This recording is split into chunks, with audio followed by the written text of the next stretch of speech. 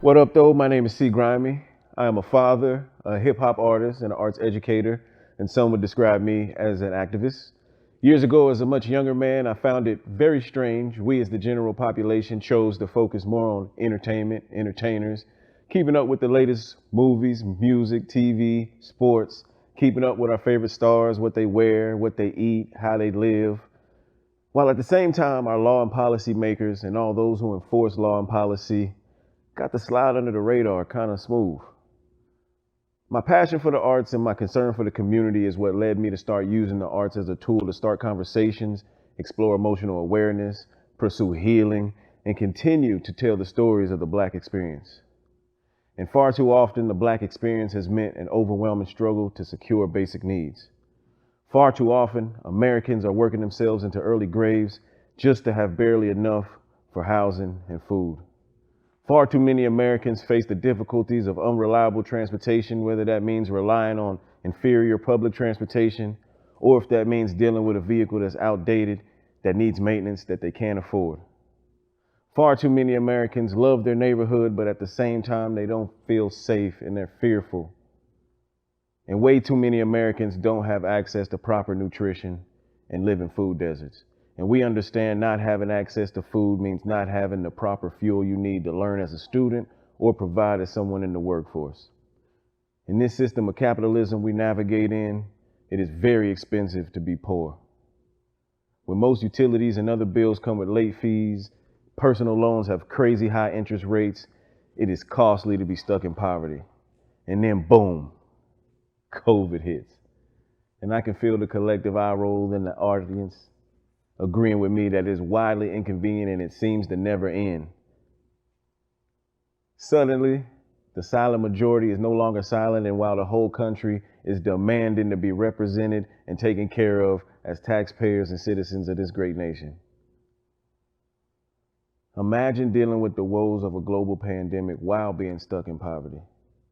Soon it was very evident to all that most people who receive government assistance are not lazy freeloaders, rather to the contrary, they are Americans desperate for abuse. During quarantine, we the people had an opportunity to chill, notice, engage with social justice issues. A virtual community of sorts was created, largely due to the people longing for real social engagement. It was a beauty to see the people take care of the elderly who couldn't make it to the grocery store. It was a beauty to see the children made sure they had lunch when they were going through their virtual learning experience. Now, wouldn't we like to think we always took the time to notice and engage? We would, but let's be real, we don't. Often for your average American, just making it through the day, trying to make ends meet is all you can focus on. And when we do get a moment to breathe, we would like to relax, chill, binge watch the latest trending series or documentary. I'm a PlayStation guy, 2K, GTA. We often use the wonders of technology as a distraction from the woes of the world, scrolling on Facebook, scrolling on Instagram to see our fam, our friends, our favorite celebs taking pics, calculated angles with the perfect filter, the witty captions. Or we search for the perfect meme to describe our day, express our feelings. But in so many aspects of our lives in 2020, we have constantly been in survival mode, just trying to make it to the next move. Millions of Americans have lost employment, and I believe many of us have remembered what's really important in life, and that's family and community. Stuck in the house, social distancing, protecting ourselves from an incurable, unstoppable virus, we were forced to focus on issues and situations that we may not always have in our direct line of sight. First, it was the hunting and murder of Ahmaud Arbery while jogging. Then it was Breonna Taylor murdered in her home due to false and exaggerated allegations. Then the event that made empathetic Americans boil over was the murder of George Floyd. For 8 minutes and 46 seconds, we watched as an officer knelt on the neck of a man constructing his breathing, while other responding officers refused to do their duty and intervene on the excessive use of force. We watched as onlookers begged to do what officers refused to do, and that's have compassion for human life and make sure that a man didn't die in the streets in broad daylight from brute force. We watched every second of the last moments of a man's life while he called out for his dead mother and begged for mercy from a group of men sworn to protect and keep the peace. For anyone with black skin, this looked all too familiar, and the righteous rage once again stirred up in the people who were born with the generational trauma that comes with being a descendant of a chattel slave. In the spirit of the ancestors Harriet Tubman, Nat Turner, Marcus Garvey, Elijah Muhammad, Dr. Reverend Martin Luther King Jr., Malcolm X, Huey Newton, Bobby Seale, Angela Davis, Fred Hampton, and so many others, people began to organize, mobilize like we haven't seen in decades. And at one point in every state in our nation, along with every major city, there was some form of active demonstration demanding the betterment of black lives. Many try to discredit the movement, but isn't it rare that thousands in every major city across the country stand in solidarity? So I believe the validity to move is there on the surface and becomes even clearer when you begin to dig deep. When we look at the history of the treatment of black bodies, especially the way we are policed across this country, the context of history is very important.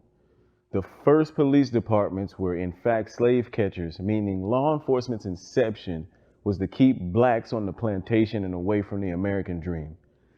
Seems all too familiar, only the plantations are now jobs that have wages that keep millions of Americans in poverty. I understand some will say I'm biased because I live in this black skin. Maybe they are right, but I totally understand the motivation behind getting in the streets and demanding change. I understand when I look back 2, 3, 5 generations and my family is still fighting for life, liberty, and the pursuit of happiness. Well, we fought for these ideals and we won't settle for less. That is why I and my colleague Marie Mont formed I Can't Breathe Cha. We are a coalition of activists, organizers, sharing information, strategizing, organizing, and mobilizing together for 30 days straight and 60 days total during the summer and this fall. We stood in solidarity with organizers across the nation demanding better treatment of black people. Our goals are simple. First, we aim to educate all people about the disparities and challenges of systematic oppression against black people. Secondly, we are committed to working on the solutions within the community to elevate black mobility while helping people effectively conduct their civic duty. We are the organization right here in Chattanooga that represents for all marginalized communities and are unafraid to rebel against the status quo. And our bravery was rewarded. After weeks of marching in the streets, 2 of our 3 demands were met, including police policy additions, the duty to intervene, and officers are now required to fire warning shots before using deadly force. So don't ever let them tell you that protest is ineffective. No matter how long it takes, it does work. American rebellion against government and authorities when the people have been mistreated has always been romanticized, except when it's black bodies doing the rebellion. Malcolm X and the Nation of Islam were and still are demonized for teaching self-defense. The Black Panther Party was demonized for standing against police brutality and practicing their God-given American right to bear arms. Shit. The only time the super pro-gun group, the NRA, supported gun control was when the Black Panthers declared the time has come for black people to arm themselves. And while today Dr. Reverend Martin Luther King Jr. is a glorified figure in American history, I challenge you to do a quick search on how they received him in his day, especially by his white counterparts. Spoiler alert, they didn't like him very much. Racism is so American when you protest it, people think you're protesting America. As demonstrations erupted around the world demanding justice and police reform, I could not help but wonder, has there ever been a time where black lives were protected, like the killers of Mr. Floyd? I remember seeing my friends dragged out of their car, took to jail because police felt like they smelled weed. Yet it took 4 full days to arrest a man who killed someone on camera with witnesses yelling at him saying, "Yo, you're killing that man." It is standard practice for police who witness a crime or have relatable information and facts that would support an arrest to make that arrest and place a person in custody immediately. So the claims that the prosecutors had to wait to get authorization on an arrest until investigators nailed down all the evidence is malarkey. So even if you don't see this as a black versus white issue, this is a clear equal protection under the law issue. Now, do you believe somebody that looked like me would have not been arrested for 4 days while a major city burned to the ground? In 2013 through 2019, 99% of killings by police have resulted in the officers not being charged with a crime, and even fewer charges are brought up when it comes to police beatings, meaning they are virtually never held accountable.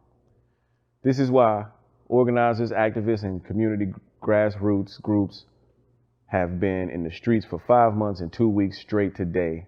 And I personally hope that until we have real reform, real equitable investment, real change, real accountability, they stay in the streets so we don't forget those who are too often forgotten.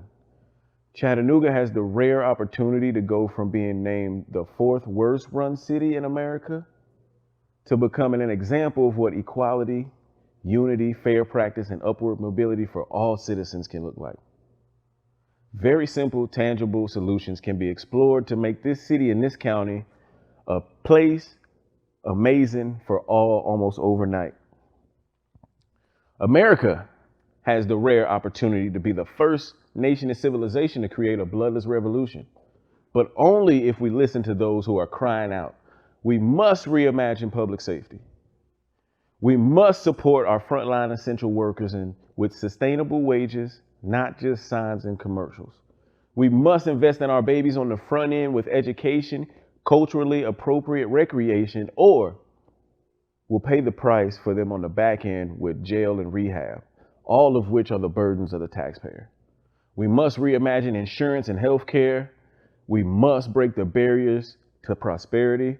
We must reconcile for the centuries of wrongdoing, for we know when you travel in the wrong direction, it takes the same amount of time traveling in the right direction to get back on the right course. We must have difficult yet meaningful conversations that are rooted in truth, supported with facts, and met with a willingness to learn, grow, and unify.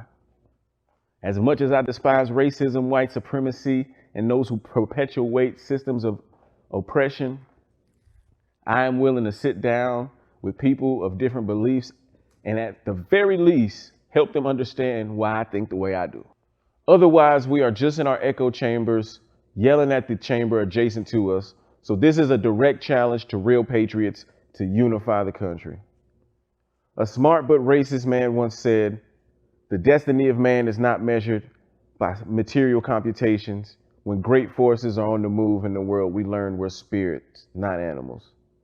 There's something going on in time and space, whether we like it or not, and that spells duty. And a smart freedom fighter by the name of Ashada Shakur once said, "It is our duty to fight. It is our duty to win." Stay diligent, stay vigilant, stay dangerous. Power to the people.